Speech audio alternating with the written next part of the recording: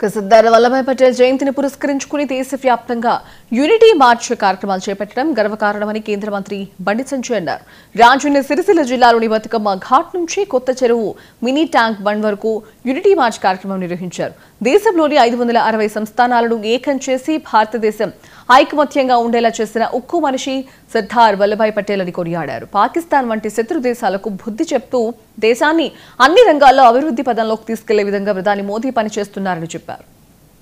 ప్రభుత్వం దేశవ్యాప్తంగా అధికారికంగా ఈ యూనిటీ మార్చ్ను నిర్వహిస్తున్నాం. అనేక కార్యక్రమాలు నిర్వహిస్తాం. మనం దానివల్ల దేశవ్యాప్తంగా నిర్వహిస్తున్నాం. మనం భారతదేశ ఐక్యతను చూస్తున్నాం. వాళ్ళ కుటుంబం ఉంటుంది. ఎగ్జాంపుల్ చెప్పండి, ఒక కుటుంబంలో ఉన్నటువంటి ఆ విభేదాలను మన పక్కనున్న వాళ్ళు ఏం చేస్తారు, దానికి అనుకూలంగా మార్చుకొని దాన్ని ఇంకా పెంచే ప్రయత్నం చేస్తారు. వాళ్ళకు అనుకూలంగా మార్చుకొని కుటుంబాన్ని విభజించే ప్రయత్నం చేస్తారు. కుటుంబంలో ఉన్న విభేదాలు పక్క వాళ్ళు అనుకూలంగా మార్చుకుంటారు.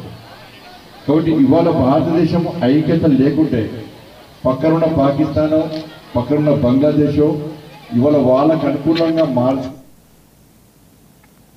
ధాన్యం కొనుగోలు కేంద్రాలను రైతులు సద్వినియోగం